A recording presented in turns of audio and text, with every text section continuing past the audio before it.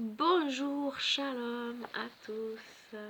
Je continue la lecture du jour, le Nouveau Testament, 5 minutes par jour, dans la traduction David Stern. Et on est dans 1 Corinthiens chapitre 10, au verset 14, jusqu'au chapitre 11, verset 1. Quoi que vous fassiez, faites tout pour la gloire de Dieu. Je recherche non mon avantage, mais celui du plus grand nombre, afin qu'il soit sauvé. Amen. 14. Par conséquent, mes chers amis, fuyez l'idolâtrie. Je vous parle comme à des personnes sensées. Jugez vous-même de ce que je dis. La coupe de bénédiction que nous utilisons pour la braca, la bénédiction, c'est ça? La braca, oui, bénédiction, que nous utilisons pour la braca, n'est-elle pas une communion à la mort sanglante et sacrificielle du Messie? Le pain que nous rompons, n'est-il pas une communion au corps du Messie? Parce qu'il n'y a qu'un seul pain. Nous qui sommes nombreux, nous constituons un seul corps, puisque nous mangeons tous de ce même pain. Voyez l'Israël terrestre. Ceux qui mangent les sacrifices, ne sont-ils pas participants de l'autel? Que suis-je en train de dire? Que la nourriture sacrifiée aux idoles aurait en elle-même une quelconque valeur? Ou qu'une idole aurait en elle-même une quelconque importance? Non. Mais ce que je veux dire par là, c'est que les choses que sacrifient les païens ne le sont pas à Dieu, mais aux démons.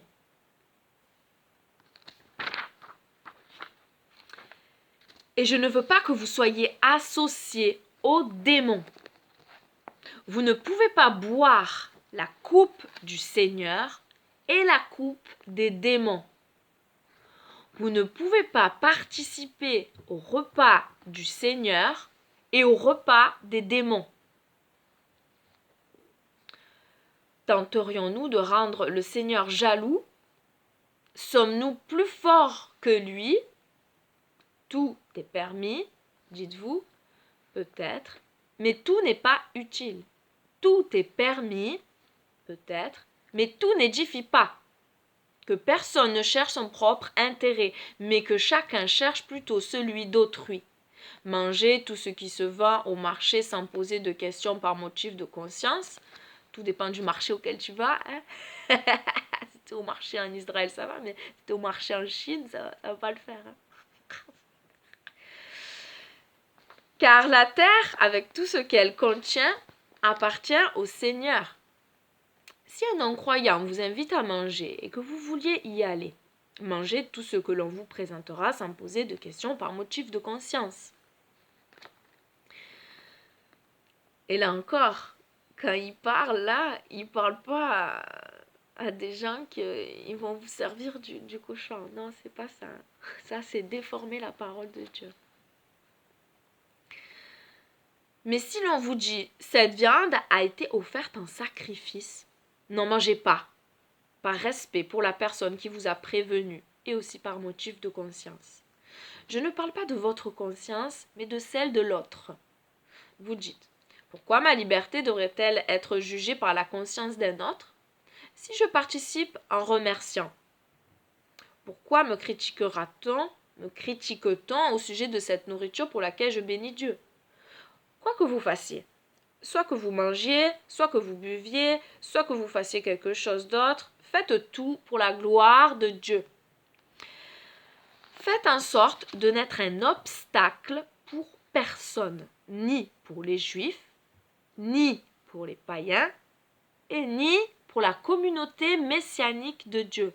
Quant à moi, je m'efforce de plaire à tous en tout ce que je fais, ne recherchant pas mon propre intérêt, mais celui d'un grand nombre, afin qu'ils soient sauvés.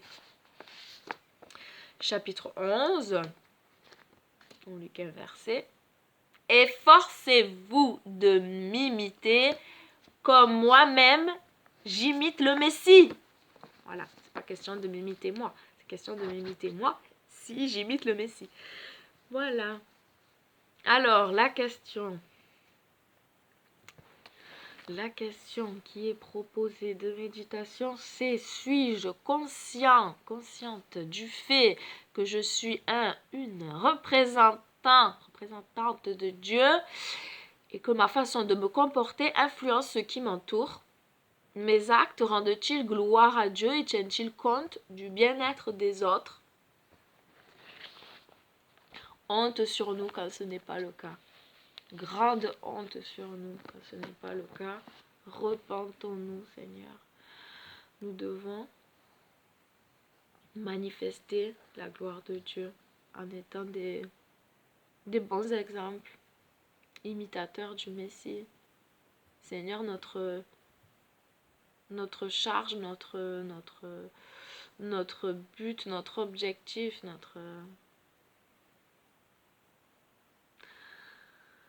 notre être, on a un rôle qui est super important. Pardon pour toutes les fois où ce rôle n'est pas pris au sérieux. Lorsque nous faisons fuir les gens, nous les éloignons de Dieu. C'est vraiment la honte. C'est très grave. Seigneur, je prie pour chacun de nous, pour qu'on puisse être des modèles, pour qu'on puisse être ces dignes représentants, parce que nous le sommes en tant qu'enfants de Dieu. Ta parole nous dit que vous êtes ambassadeurs. Nous sommes ambassadeurs du royaume de Dieu. C'est pas rien, c'est énorme. Et voilà. C'est un peu, ça sera toujours un peu, voilà, les mêmes prières que je fais, mais voilà comment, Seigneur, c'est notre but. Et souvent nous échouons et c'est très mal, Seigneur. Pardonne-nous, pardonne-nous, viens à notre secours, change nos cœurs, purifie nos cœurs, nos pensées, que nos actes en tout temps reflètent ta personne merveilleuse, ta gloire, Seigneur.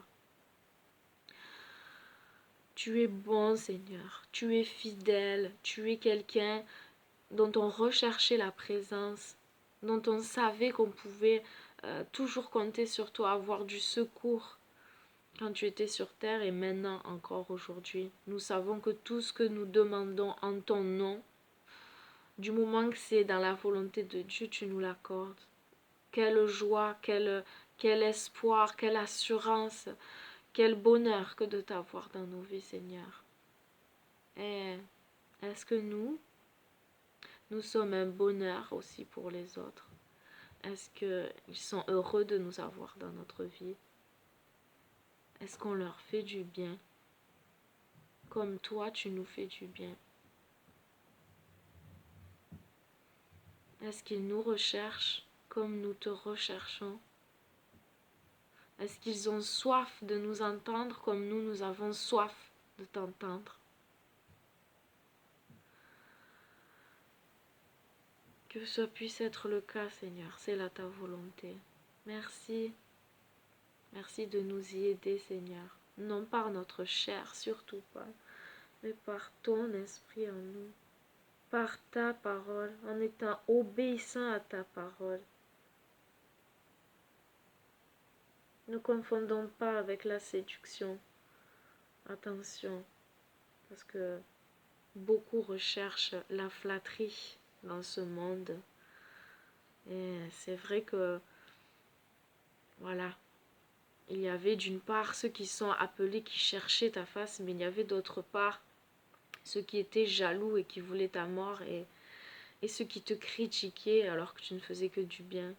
Et voilà, n'ayons pas peur d'être critiqués, n'ayons pas peur lorsque quelqu'un peut nous dire, comme à toi on te l'a dit, que tu étais animé d'un esprit mauvais, que tu faisais le bien par des esprits mauvais, comme c'est grave, Seigneur. Et on peut être accusé de ça aussi, parce que toi tu l'as été. Alors soyons encouragés, Seigneur. Si le maître a été persécuté, nous aussi, nous serons persécutés. Donc il y a les deux faces et les deux côtés. Il ne faut pas qu'on se lamente. On sera rejeté des autres qui ne veulent pas de Dieu. Et on donnera de la curiosité, de l'attirance pour ceux qui sont destinés à venir à toi.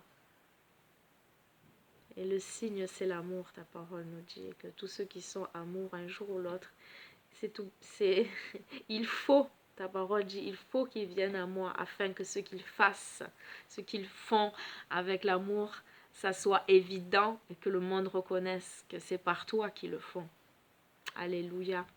Nous avons de l'espoir pour ces gens-là remplis d'amour.